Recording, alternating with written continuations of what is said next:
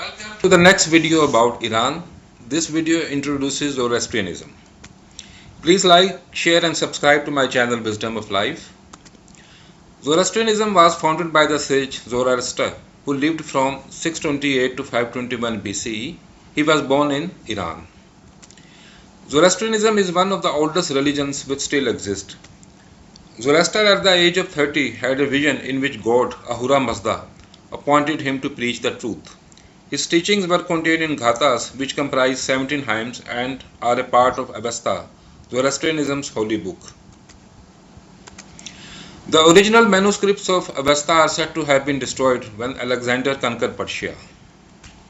The present Avesta was assembled from remnants and standardized under the Sasanian kings. It was written in Avestan language. When Zoroaster started teachings, Iranians worshipped several gods associated with natural phenomena, social, military and economic functions, and abstract concepts like truth and justice. The leader of the pantheon was Ahura Mazda. Almost equal to him was the god Mithra, the god of covenants and justice. For more details about Mithra and Mithraism, please watch my previous video. Religious practices included reverence for fire, animal sacrifice, and drinking juice of a sacred plant which was a natural intoxicant. Avestan language was closely akin to the Sanskrit, the language of northern India. Ancient Iranian and Indian religions bear close similarities, exhibiting a similar kind of polytheism and similar gods.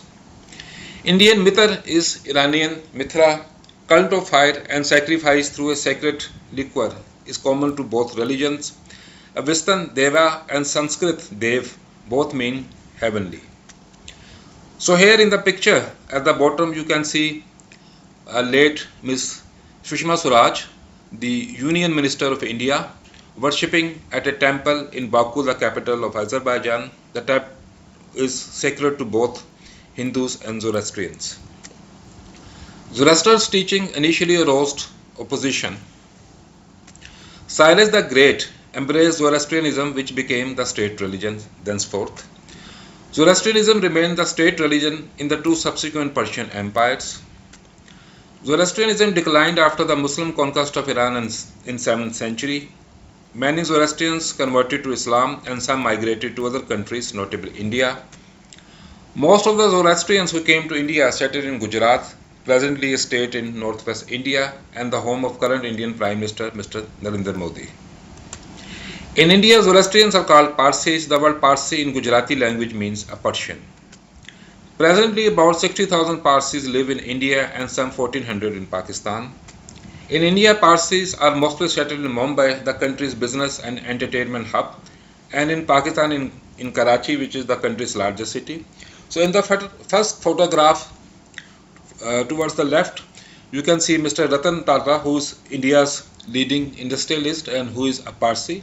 So was Mr. Feroz Gandhi, the husband of late Indian Prime Minister Mrs. Indira Gandhi. The third photograph is that of Mr. Behram D. Awari, who was a noted business person and a sportsman in Pakistan and who won a gold medal for his country in the 1982 Asian Games held in New Delhi.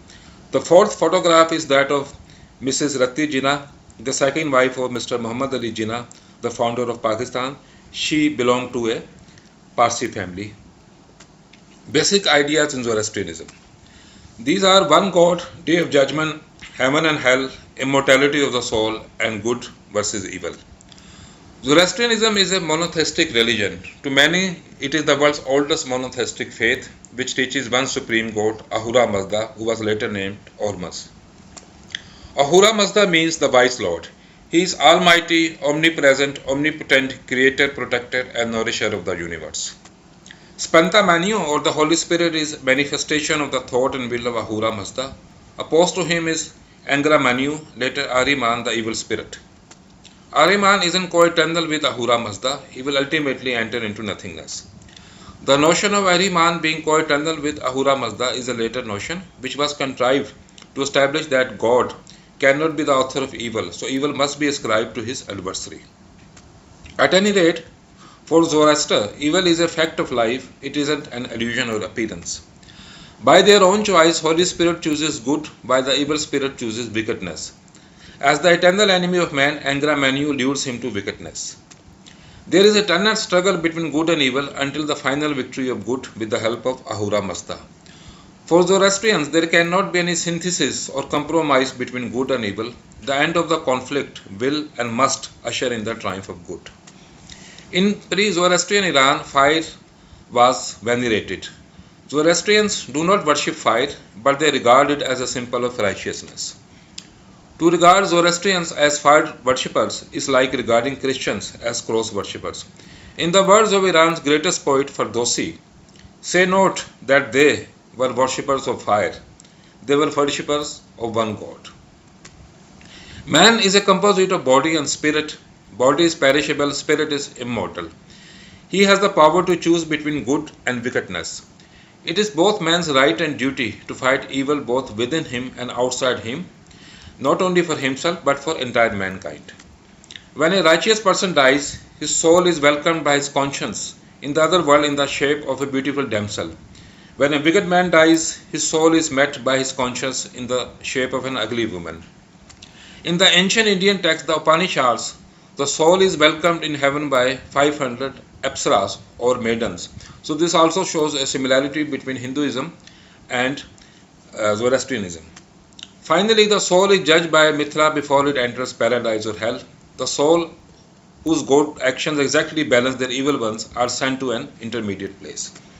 The next video will introduce the rise of Shia creed in Iran. Please like, share and subscribe to my channel Wisdom of Life. Thank you for watching.